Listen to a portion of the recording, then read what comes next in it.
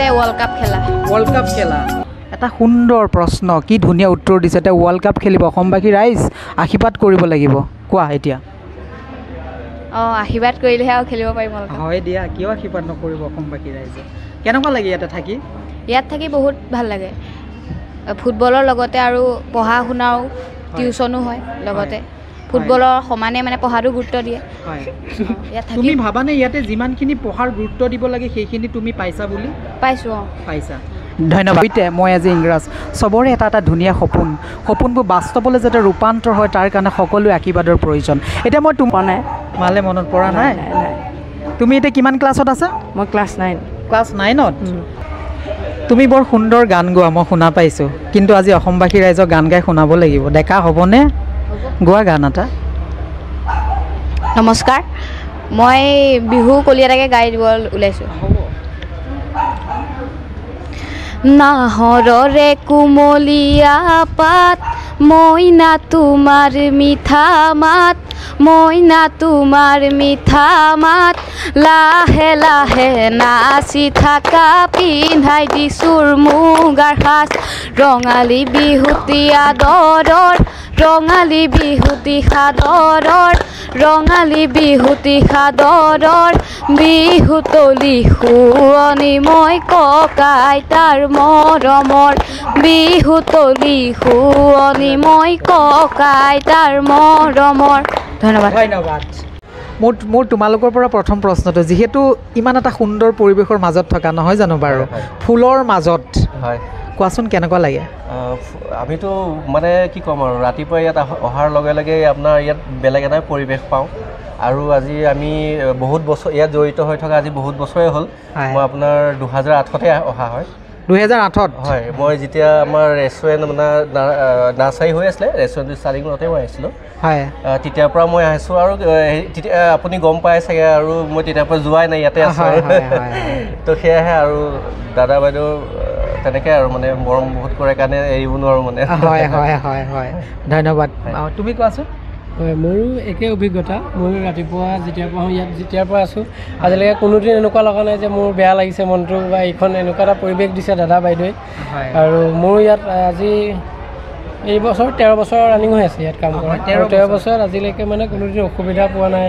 আৰু এখন নাৰ্চাৰীত মানে এটা পৰিয়াল হিচাপে আমি আছোঁ, মানে দাদা বাইদেউ আমি গোটেই গান গাই ফূৰ্তি কৰিয়ে দিনটো পাৰ কৰোঁ। মানে এনেকৈ আমি কেতিয়াও কামত অহা যেন নালাগে মানে।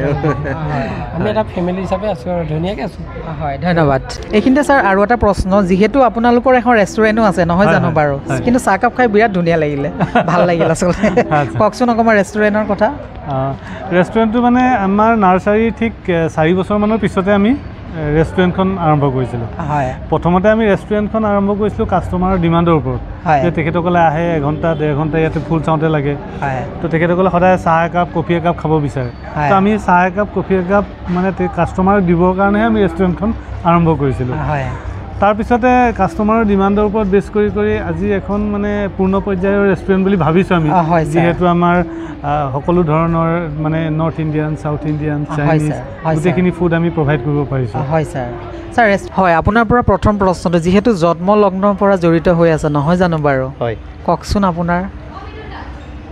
যে মই ইমান দিনৰ পৰা ধৰি কামটো কৰি আছোঁ, যে আমি যাতে মানে কি ল'ৰা ছোৱালী গ্ৰাছ ৰুটৰ পৰা শিকি আহক ভালকৈ, এটা ভাল মানুহ হওক, ফুটবল অকল হ'লেই নহ'ব, অলপ ভাল মানুহ হওক, উঠি আহক, সেইটোৱে মই ভাবি আমি চেষ্টা কৰি আছোঁ, যাতে চব বস্তু অলপ, আজিকালি ল'ৰা ছোৱালীবিলাক চব বেয়া বস্তুত গৈ আছে, যাতে সেইটোৰ পৰা বাদ অলপ হওক, সেইটো আমাৰ চেষ্টা আছে।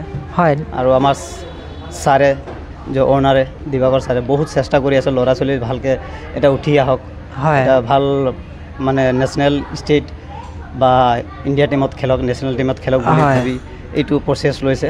তাৰ কাৰণে বহুত ধন্যবাদ দিছোঁ ছাৰলৈ, আৰু আমাকো সুবিধা দিছে যাতে ইমান আমি শিকিছোঁ তাৰ আমি প্ৰকাশ কৰিবলৈ জেগা লাগে, একাডেমি এটা লাগে, সেই হিচাপত আমাক দিছে সেই সুবিধা। আমি চেষ্টা কৰি আছোঁ যাতে ল'ৰা ছোৱালী আগবাঢ়ি যাওক বুলি। হয় হয়, ধন্যবাদ। গৈ ছাকচেছফুল হয়। তো আমি এজ এ তুলি স্পৰ্টছ একাডেমি আমি ফুটবলটো শিকাওঁ, স্পৰ্টছটো শিকাওঁ, পঢ়াটো শিকাওঁ, কিন্তু আমি পঢ়াটো খেলটো শিকোৱাৰ লগতে আমি সেই প্লেয়াৰটোক এটা ডিচিপ্লিন হ'বলৈ শিকাওঁ। মই ভাবোঁ যে আমাৰ অসমৰ যিটো আমি এজ এ একাডেমি ফাৰ্ষ্ট যিটো আমি প্ৰাইভেট একাডেমি, আমি এজ এ একাডেমি আমি চাইছোঁ যে আমাৰ প্লেয়াৰখিনি আমি য'তে যাওঁ বহুত মৰম পাই আহোঁ। এতিয়া স্বত্বাধিকাৰী আছে তেখেতৰ কাষলৈ মই আকৌ আহিছোঁ। ছাৰ আপোনালোকৰ এডমিশ্যনটো কেনেকুৱা সময়ত আপোনালোকৰ চলে বাৰু? নৰ্মেল স্কুলৰ যিটো এডমিশ্যন সময় সেই সময়তে আমাৰ একাডেমি এডমিশ্যন হয়, কিন্তু একাডেমি এডমিশ্যনটোত আমাৰ এটা স্পেচিয়েলিটি থাকে যে ল'ৰাজনক আমি স্পৰ্টছ ইণ্টাৰেষ্টেড হয়নে নহয়, মেইন সেই বস্তুটোৰ ওপৰত আমি গুৰুত্ব দিওঁ।